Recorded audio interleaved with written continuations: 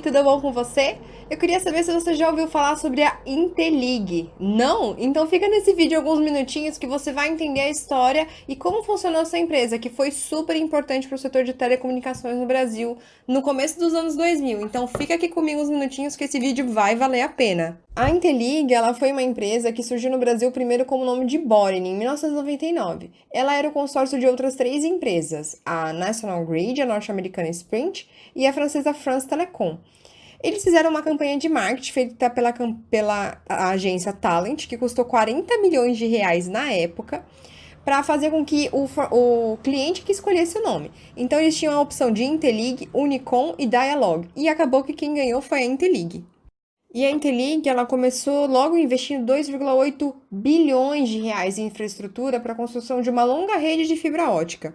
E ela cobriria quase todo o litoral brasileiro, seriam 8,5 mil quilômetros, que iria de Porto Alegre até Fortaleza. É um baita investimento, hein, gente? A Intelig, ela iniciou suas operações no Brasil em 23 de janeiro de 2000, e ela tinha como presidente o Fernando Terni. E logo de cara eles já investiram 600 milhões para aperfeiçoar as suas sedes próprias, que tinham em São Paulo e outra no Rio de Janeiro. E a principal proposta da empresa era revolucionar as telecomunicações a partir do oferecimento de ligações de longa distância e internet rápida, o que era algo bem avançado para a época, convenhamos. A Intelig veio para bater de frente com a Embratel. Uma era a Intelig 23 e a Embratel 21, e elas estavam ali para competir ferrenhamente pelo mercado de telecomunicações no Brasil. E não foi um embate fácil para nenhuma das duas, viu? Aí, usando o slogan 23, que era discado para direcionar as chamadas da companhia, juntamente com vários famosos como Débora Seco, Letícia Spielberg, Adriane Galisteu, Gisele Bündchen, Reginaldo Rossi, Falcão, estrelando seus comerciais, a Intelig logo viralizou. Foi um baita de um sucesso comercial, foi bem bacana. E tem comerciais icônicos até hoje, viu?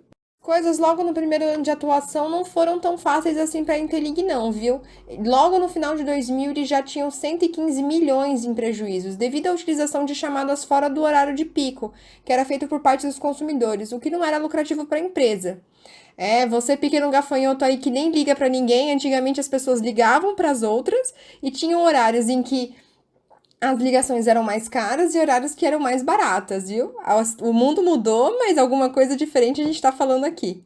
Aí já no ano de 2001, para tentar conquistar mais clientes e para se precaver de uma possível concorrência, né, um aumento de concorrência que estava previsto para o ano de 2002, e para tentar minimizar a utilização de pirataria, a Intelig inicia uma verdadeira guerra comercial com a Embratel pelas ligações internacionais, que era um campo muito importante na época, né? Vale lembrar que não tinha Skype nem mensagem de aplicativo. Então, era uma área muito importante para as duas empresas. E já em 2002, a empresa já detinha 23% do mercado brasileiro de longa distância internacional. E eles investiam muito pesado em marketing para dizer que eles tinham o melhor preço em relação à concorrência. Os caras não eram pouca coisa não, viu?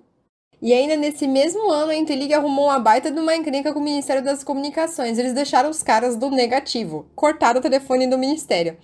Eles acumulavam várias reclamações contra a cobrança indevida e demais serviços prestados. O Ministério, na época, devia 103 mil reais e pagou só 65 mil. Eles falaram que era o valor correto e ficou por isso aí mesmo. A Intelig depois se remediou, falou que não foi a melhor decisão e se arrependeu do que fez. E no mesmo ano, em agosto, o Jornal do Estado de São Paulo publicou cartas de seus leitores em relação a muitas reclamações sobre a Intelig. E posteriormente a empresa respondeu no jornal, falando sobre que iria resolver os problemas e que iria averiguar cada uma das reclamações dos clientes. E em outubro também, no mesmo ano, a empresa já devia 140 milhões para a Alcatel e 30 milhões para a Nortel, levando aos primeiros questionamentos sobre uma proposta da venda da marca e se isso seria lucrativo para toda a companhia. Em 2003, a Intelig ela muda de nome e passa a se chamar Intelig Telecom. Era uma possível estratégia para tentar conquistar mais parte do mercado da telefonia corporativa. Eles tinham como objetivo conquistar 10% do mercado até 2005. E eles tinham como objetivo principal a parte de telemarketing, que era um ramo que estava crescendo muito na época. Agora, já no ano de 2004, surgem os primeiros resultados promissores quanto aos lucros, e a rede acaba se expandindo por mais 10 cidades com instalações locais, além de lançar vários produtos no mercado corporativo, como a rede Metro e a internet da Iguara. E logo depois, no ano de 2005, a Interlig lança a Interlig Web, que era um provedor de acesso gratuito à internet. Eles lucravam a partir do tráfego, né, que o usuário tinha, e eles recebiam das operadoras locais, e o usuário trocava o tráfego dele por pontos em empresas cadastradas, empresas parceiras. Então era uma troca de internet por serviços e produtos. Era uma oferta bem bacana e fez com que a Interlig se desenvolvesse bastante no mercado nacional. E já agora no ano de 2006, a Interlig começa a lançar os primeiros planos de franquia de minutos para chamadas de longa distância. Então eles tinham como objetivo integrar todo o território nacional, que é muito bacana, porque a gente vive num país continental, né? Então a empresa definir fazer isso e colocar como um plano de estratégia de desenvolvimento foi uma coisa bem interessante deles.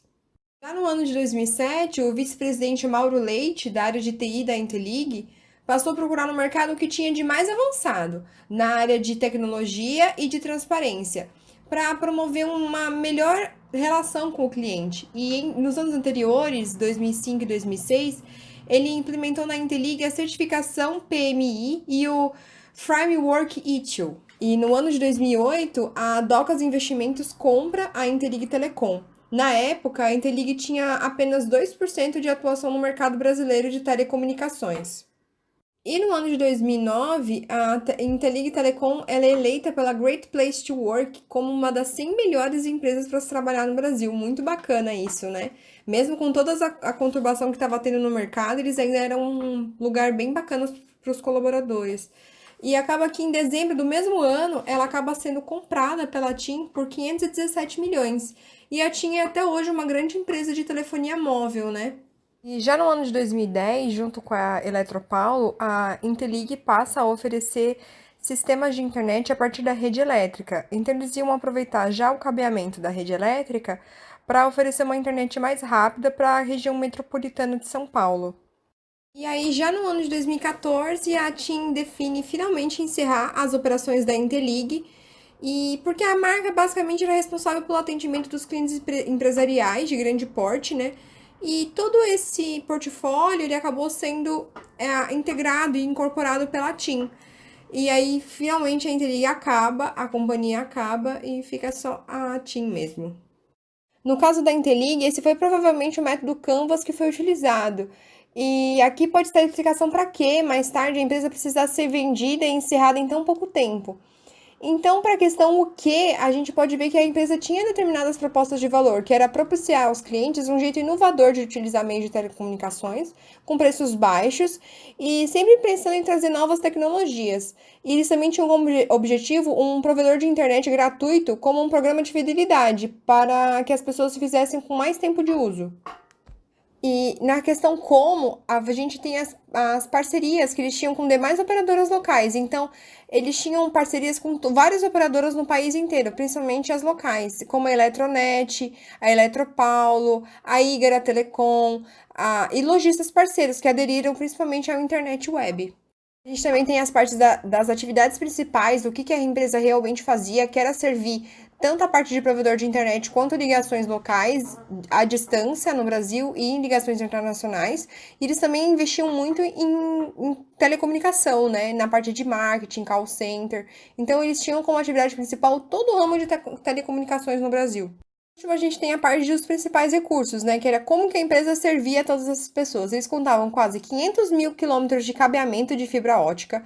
Eles tinham servidores para corporações, profissionais muito bem qualificados, centrais telefônicas espalhadas pelo Brasil inteiro, centrais de redes, tanto ATM e IP, e estações de satélites nacionais e internacionais, sistemas de cabo submarino, tecnologia de rede elétrica, eles tinham de tudo. E como que as pessoas ficavam sabendo disso, né, pelos canais de acesso, era por todo lugar. Eles tinham muita propaganda. Era jornal, revista, televisão, televenda, todo quanto é tipo. Outdoor, folder, panfleto, código da operadora, de tudo. Eles eram bem grandes. O segmento dos clientes deles era tanto residencial, quanto governamental, quanto corporativo. Eles estavam muito bem adaptados para atender cada uma das posições da sociedade. O que seria o quanto custa para manter toda essa operação, eles tinham que olhar quanto eram os custos fixos, né, que seriam salários, aluguéis de prédios das operações, repasse dos usos de redes de terceiras, manutenção de infraestrutura e o marketing. E tem os custos variáveis, né, que seriam os serviços de emergências da infraestrutura. E num país tão grande que nem o Brasil, isso também tinha uma importância muito grande. Como que essa companhia ganhava dinheiro? Qual era o modelo de receita deles? Então eles tinham tanto tarifa por tipo de chamada, né, que era a cobrança por minutos, os pulsos, quanto venda de planos para serviços de chamadas locais, a longa distância, internacional e nacional, e conexões para a internet de fibra óptica. E planos para rede de comunicações de corporações e instituições governamentais. Então eles tinham diferentes fontes de renda. E aí a gente precisa parar para pensar o que não funcionou em relação ao método Canvas na Interig Telecom. Eles fizeram investimentos muito altos em marketing, que tinha pouco foco e perderam foco na qualidade da prestação dos seus serviços, que é uma miopia do marketing que eles chamam.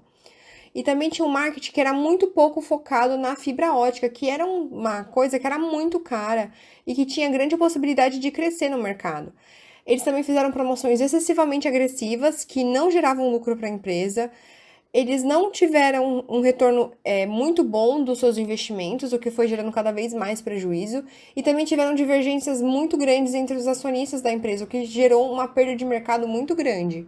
E eles também tiveram muita dificuldade de concorrer com as empresas que estavam se desenvolvendo no decorrer do tempo. Mas uma coisa que a gente precisa levar em consideração é que tem problemas que estão referentes a todas as empresas de telecomunicação no Brasil, como o alto custo de serviço devido a uma infraestrutura muito cara. Você tem uma mudança tecnológica que também pode ser muito rápida, então as tecnologias vão ficando cada vez mais obsoletas, né? Existem falhas na cobertura de rede, que também é um problema, que gera muita insatisfação com o consumidor. Às vezes tem empresas que têm uma falta de compromisso com a satisfação do cliente, né? Porque faz com que o cliente não se fidelize, não fique muito tempo na empresa. Cobranças indevidas, obsolescência da infraestrutura, tudo isso são problemas que são muito sérios e que podem levar ao bom desempenho ou à falência de uma companhia. Mais problemas, como a segurança da informação, que é algo muito importante, já que a empresa tem dados do cliente e ela precisa preservar esses dados. Precisa ter um engajamento melhor na qualidade e desenvolvimento do serviço que é prestado, né? Precisa ser investido muito na qualificação do profissional, né? Dos colaboradores que fazem com que a empresa funcione melhor. Precisa ter uma capacidade muito árdua, né? De negociação com os fornecedores. E precisa ter manutenção da infraestrutura da empresa, né? Da parte física também, e do software, do hardware, dos servidores. E também tem a parte de impostos, que no Brasil é muito alto e isso dificulta também o desenvolvimento de qualquer companhia. E a partir dos ajustes no Canvas, a gente poderia ter tido um outro caminho para a empresa, que poderia ter evitado o seu fim até a sua venda, né? Que a gente poderia ter tido propostas de valor, né? Que seria uma melhor prestação de serviço ao cliente, com atendentes mais qualificados, garantir uma comodidade, agilidade na rede corporativa, uma responsabilidade social em relação com as outras empresas parceiras e um programa de fidelidade da Interig. E mais pesquisa e inovação na área de telecomunicações.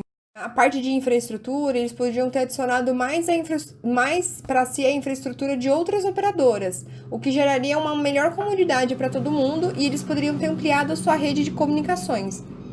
Empresas parceiras como a Comunidade Conectada e parceria com lojistas de shoppings, esse tipo de coisa, para simplesmente ampliar a sua rede.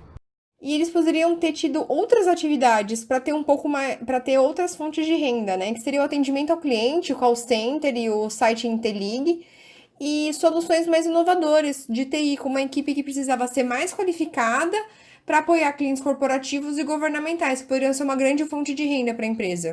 Enquanto aos recursos principais, ela poderia ter focado também em ser uma própria operadora, destinada à telefonia móvel e fixa e a data centers.